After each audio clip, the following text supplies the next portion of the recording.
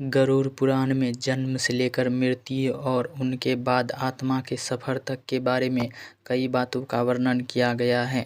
ये ऐसे रहस्यों से पर्दा उठाता है जिनके बारे में जानने की जिज्ञासा कई लोगों के मन में रहती है। केवल इतना ही नहीं, गरुड़ पुराण में मृत्यु से जुड़े संस्कार को लेकर कई नियम भी बताए गए हैं जिनका पालन करने से मृतक की आत्मा को शांति मिलता है, उसे अच्छी गति मिलती है। वही पूर्वजों के आशीर्वाद से व्यक्ति का परिवार खूब तरक्की, सुख, समृद्धि पाता है। मृत्यु के बाद मनुष्य की शरीर की आत्मा 13 दिनों तक अपने घर में ही रहती है। गरुड़ पुराणों में मृत्यु से जुड़े संस्कार को लेकर कई नियम भी बताए गए हैं जिनका पालन करने से मृतक की आत्मा को शांति मिलती है, उसे अच्छी गति मिलती है। गरुड़ पुराण के मुताबिक मृत्यु के बाद मनुष्य शरीर की आत्मा 13 दिन तक अपने ही घर में रहती है। इसलिए मृत्यु के बाद 13 दिनों तक कई संस्कार किए जाते हैं। मृतक की आत्मा के लिए रोज भोजन निकाला जाता है। इनके बाद तेरहवीं की जाती है और पिंडदान भी किया जाता है।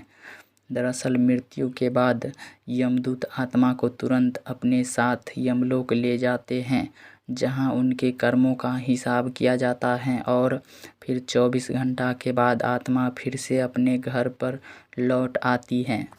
वापस आने के बाद आत्मा अपने परिजनों के बीच भटकती रहती हैं, उन्हें पुकारती रहती हैं, लेकिन परिजन जब उनकी आवाज़ नहीं सुनते हैं तो वह बेचैन हो जाते हैं। चूँकि इनके शरीर का भी अंतिम संस्कार हो चुका होता है, लिहाजा वह अपने पुराने शरीर में भी प्रवेश नहीं कर पाती हैं। इस दौरान आत्मा इतनी कमज़ोर हो जाती हैं कि वह कहीं भी यात्रा करने में असमर्थ रहती हैं। इसलिए परिजन पिंडदान कर 13वीं के दिन जरूरी संस्कार करते हैं, जिससे आत्मा को बल मिलता है और वह यमलोक की यात्रा करते हैं। इतना ही नहीं, पिंडदान के समय दिया गया भोजन आत्मा को 1 साल तक शक्ति देता है, इसलिए पिंडदान को बेहद ज़रूरी माना जाता है।